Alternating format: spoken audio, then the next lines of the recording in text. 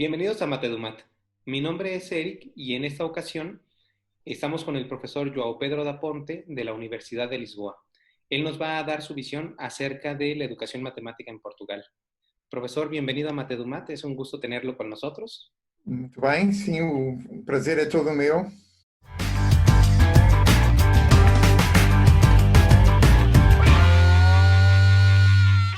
En esta charla vamos a tocar el tema de la educación matemática en Portugal, pero nos gustaría comenzar preguntándole cuál es su formación y su actividad actual en la educación matemática. Ora bem, então, a minha formação de base é licenciada em Matemática pela Universidade de Lisboa e depois um doutorado em Educação Matemática pela Universidade de Geórgia, nos Estados Unidos da América. A minha função atual na Universidade de Lisboa é professor catedrático no Instituto de Educação desta universidade. La primera pregunta que tenemos sobre la educación matemática en Portugal es cómo surge, bajo qué contexto comienza a haber programas de posgrado e investigación en educación matemática en este país. Muito bem, os programas de pós-grado, o primeiro que começou a existir foi na Universidade de Lisboa, cerca de 1985, depois de eu ter terminado o doutorado na Universidade de Geórgia, nos Estados Unidos, e de ter regressado a Portugal. Foram criados os cursos de mestrado, de mestria,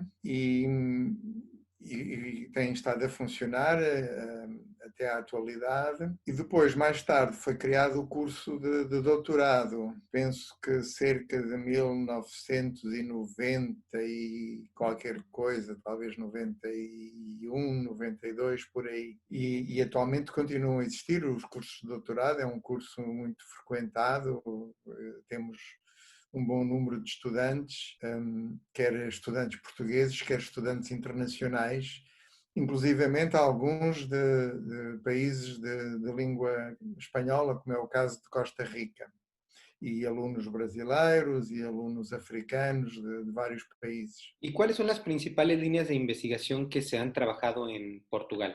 Temos várias que se têm trabalhado.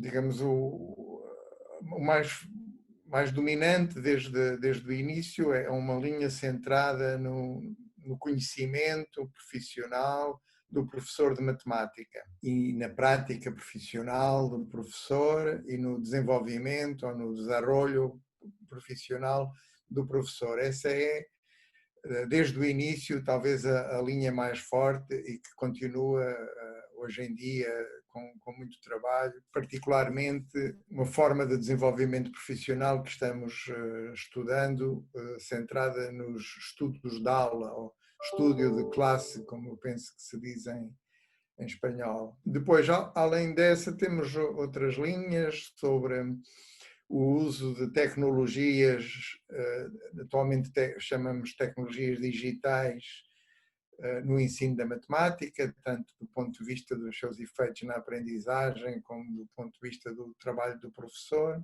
Temos uma linha muito importante sobre o pensamento algébrico, o racionamento algebraico, sobre a aprendizagem dos alunos e sobre o papel do professor para promover este tipo de pensamento. Temos também, atualmente, uma linha importante sobre o raciocínio matemático, digamos, nos vários domínios, não só no que respeita à álgebra, mas também no que respeita à geometria e no que respeita à estatística. E atualmente há também uma linha que se está desenvolvendo sobre o estudo das conexões matemáticas e, portanto, estudando conexões da matemática entre si e com a realidade. É uma linha próxima da linha da modelação, mas com alguns aspectos um pouco distintos. Portanto, enfim, temos uma variedade de linhas de investigação têm sido trabalhadas e eu diria que atualmente as mais importantes é sobre os estudos de aula e sobre o raciocínio matemático. Supongo que estas líneas pues ya son el resultado de muchos años de trabajo, digamos ya como investigadores portugueses en universidades portuguesas. Pero me gustaría saber quiénes fueron las influencias, qué investigadores influyeron en el surgimiento y en el desarrollo de la educación matemática en Portugal? Influências temos várias. Eu diria que Jorge Poli é uma influência muito importante, sobretudo na ideia da resolução de problemas como um tipo de trabalho a desenvolver na sala de aula e, portanto, com todas as implicações que isso tem para o trabalho do professor e também para os processos de aprendizagem do aluno. Outra influência importante foi de Hans Freudenthal, que é um educador matemático da Holanda, criador da educação matemática realista e que influenciou muito o trabalho em Portugal de muitos investigadores. E depois temos outros investigadores, como é o caso de Alan Schoenfeld, Paul Cobb. Eu penso que temos influências diversas, embora me pareça que a ligação mais forte que a educação matemática portuguesa tem é com os Estados Unidos e particularmente com o papel que o NCTM, que é o National Council of Teachers of Mathematics, a Associação de Professores norte-americana, tem tido, em particular, com os documentos dos standards que vêm sido publicados desde 1989 e que digamos, correspondem a uma orientação curricular que tem sido muito importante em Portugal, não é? E, portanto, este movimento dos standards tem dado origem a diversas publicações. A mais recente é um livro de 2015, dos princípios à ação, e continua sendo uma linha de perspectiva curricular de facto, com muita influência em Portugal, não é? E muito baseada na investigação. E depois temos contacto com outros países, com a investigação que se faz no Reino Unido, que é para nós bastante importante, e noutros países europeus, e também com a investigação que se faz em Brasil, e procuramos acompanhar também o que se passa nos países de língua espanhola, como é o caso de Espanha e como é o caso de México, particularmente com as revistas Relim e Educação Matemática, que são certamente revistas que nós procuramos acompanhar aquilo que vão publicando. ¿Es posible que las personas que ven Matedumat hayan leído autores portugueses sin saber que son de Portugal porque escriben en inglés o en español o quizá también en portugués? Como una forma de entender el contexto de la educación matemática en Portugal, nos interesa saber algunos ejemplos de investigadores portugueses sobresalientes que publiquen mucho, que tengan ya una tradición de formar estudiantes. ¿Quiénes serían esos ejemplos? Pois, nós temos em Portugal uma revista de educação matemática chamada Quadrante, que é uma revista de acesso livre e há bastantes investigadores portugueses que publicam nessa revista. E publicam também em revistas internacionais de vários países.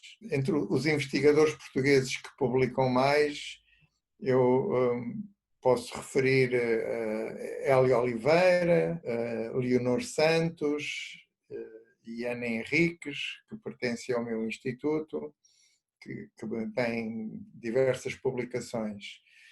E, além disso, Joana Brocardo, Lourdes Serrazina e Susana Carreira, que mantêm também uma colaboração muito forte connosco, colaborando no doutorado que fazemos no nosso instituto, na Universidade de Lisboa. E depois temos outros investigadores, como é o caso de Luís Menezes, Floriano Viseu, Helena Martinho, Ana Paula Canavarro, vários investigadores que vão publicando também em revistas, quer nas revistas portuguesas, quer nas revistas internacionais. Otro aspecto que nos gustaría saber es sobre las opciones de posgrado. Hace un momento nos comentabas sobre el programa de maestría de la Universidad de Lisboa, el programa de doctorado.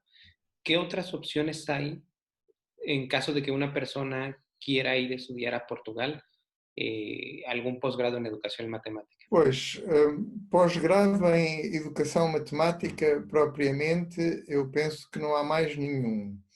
O que existem são pós-grados em educação, dentro dos quais se pode fazer estudos em educação matemática. E aí temos vários.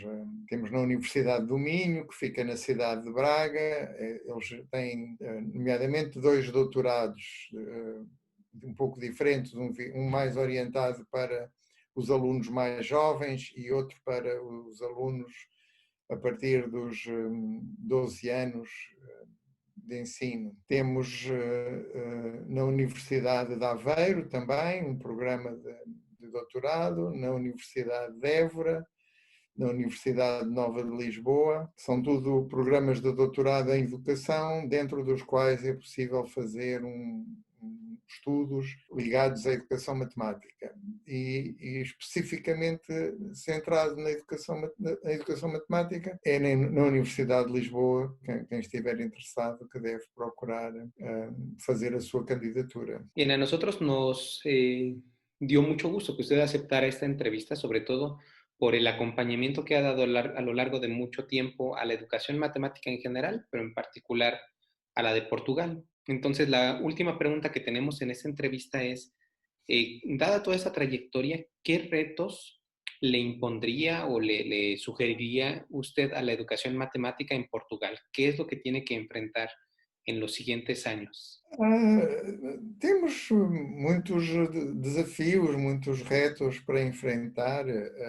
Temos, apesar dos nossos resultados nos alunos, no PISA, terem melhorado nos últimos anos, mas continuamos a ter muitos alunos com um nível de insucesso em matemática e, portanto, procurar perceber como apoiar efetivamente esses alunos continua a ser um desafio importante. E isso remete para o papel do professor e remete para a linha de trabalho sobre o raciocínio matemático, como apoiar esses alunos a desenvolver a sua capacidade matemática, o seu raciocínio matemático. Penso que essas 2 linhas são, de facto, importantes para ajudar nesse sentido. Depois temos, em relação aos professores também, nós percebemos que uma forma de trabalhar que consegue muito bons resultados é aquilo que nós chamamos abordagem exploratória ao ensino da matemática, que é uma variante daquilo que internacionalmente se chama Inquiry-Based Mathematics Education, ou seja, o ensino da matemática baseado no inquiry ou na pesquisa por parte do aluno. E dizer que é um ensino exploratório é muito nesse sentido, o aluno explorar a partir de tarefas desafiantes. Esse não é o tipo de ensino que é praticado pela maior parte dos professores e, portanto, saber como apoiar os professores a desenvolver um ensino mais alinhado com essa perspectiva, que de resto é a perspectiva muito que está subjacente aos documentos que eu referia do NCTM, dos estándares do NCTM, continua a ser um trabalho muito importante. E, portanto, são muito essas linhas de trabalho que nós procuramos desenvolver no nosso doutoramento. Aliás, eu devo dizer, o nosso doutoramento começa em setembro e o período de candidaturas vai até ao fim de agosto e, portanto, se houver pessoas que ouvem esta charla e que estejam interessados, estão ainda em tempo de se organizar para poder frequentar o doutoramento. Nós temos muito gosto em continuar a acolher alunos de língua castelhana, como aconteceu já em anos recentes. E, portanto, eu penso que os grandes desafios são muito perceber como apoiar os alunos para conseguir melhores aprendizagens, como apoiar os professores para conseguir uma maior eficácia no seu trabalho. E é muito nessa perspectiva que nós procuramos trabalhar. Muy bien, pues por parte de la entrevista, esas eran todas las preguntas que tenemos preparadas. No sé si usted tenga algún comentario final que expresar. Não, nós temos muito interesse em manter este intercâmbio com pessoas de outros países, nomeadamente de países de língua espanhola. Penso que nos conseguimos entender uns aos outros, é preciso fazer algum esforço, porque as palavras são um pouco diferentes, a pronúncia é um pouco diferente, e eu penso que poderá ser um grande benefício para todos de procurarmos desenvolver mais ou desarrollar mais esta comunicação entre os trabalhos que se fazem em todos os nossos países, com estas duas línguas que são, de facto, muito próximas uma da outra. E, portanto, eu felicito a vossa iniciativa de fazer esta divulgação da pesquisa que se faz em Portugal, junto de pessoas da América Latina, da língua portuguesa e de língua castelhana. Acho que é uma ótima iniciativa e esperemos que ajude, de facto, a desenvolver mais esta comunicação entre todos. Y ese es uno de nuestros intereses, poder establecer vínculos, comunicación entre no solamente investigadores, sino también profesores, que los profesores de matemáticas vean lo que se hace en otros lugares y puedan aprender también de ello. Y Portugal era un lugar que nos apetecía mucho conocer pues, de la voz de una persona muy relevante en la educación matemática en el país. Así que no nos queda más que agradecerle el tiempo y también el empeño que ha puesto en esta entrevista, toda la información que nos ha proporcionado. Muchas gracias, profesor. Muito bem, o prazer foi meu. Muitas felicidades para o vosso trabalho. Muito boa tarde. Le agradecemos también a las personas que han visto este video. Les recordamos que estamos haciendo de diferentes países. Si ustedes tienen alguna inquietud por algún país en particular, háganosla saber y compartan este video con las personas que consideran que les puede ser de relevancia. No olviden suscribirse al canal para que podamos seguir promoviendo videos y divulgando la educación matemática.